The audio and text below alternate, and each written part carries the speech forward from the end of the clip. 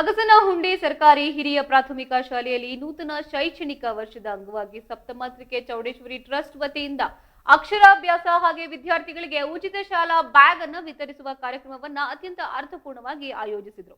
ಇನ್ನು ಕಾರ್ಯಕ್ರಮದಲ್ಲಿ ಪ್ರಮುಖ ಸಮಾಜ ಸೇವಕರು ಹಾಗೆ ಗಣ್ಯರಾದ ಭಾಸ್ಕರ್ ವೆಂಕಟರಾಮ್ ಜಿ, ಮಹದೇವಪ್ಪ ಹಾಗೆ ಕೃಷ್ಣ ನಾಯಕ್ ಅವರು ಮುಖ್ಯ ಅತಿಥಿಗಳಾಗಿ ಭಾಗವಹಿಸಿ ಮಕ್ಕಳಿಗೆ ಅಕ್ಷರಾಭ್ಯಾಸ ನೆರವೇರಿಸಿ ಶಾಲಾ ಬ್ಯಾಗ್ಗಳನ್ನು ವಿತರಿಸಿದ್ದಾರೆ.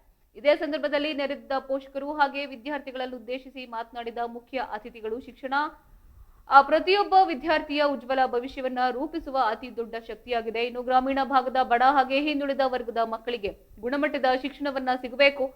ಇನ್ನು ವಿದ್ಯಾರ್ಥಿಗಳು ಪ್ರಾಥಮಿಕ ಹಂತದಲ್ಲಿಯೇ ಶ್ರದ್ಧೆ, ಶಿಸ್ತು ಹಾಗೆ ಕಠಿಣ ಪರಿಶ್ರಮದಿಂದ ವಿದ್ಯಾಭ್ಯಾಸವನ್ನ ಮಾಡಿ ಉನ್ನತ ಹುದ್ದೆಗಳನ್ನ ಅಲಂಕರಿಸುವ ಮೂಲಕ ಸಮಾಜದ ಉತ್ತಮ ಪ್ರಜೆಗಳಾಗಬೇಕು ಎಂದು ಕಿವಿಮಾತನ್ನ ಹೇಳಿದ್ದಾರೆ.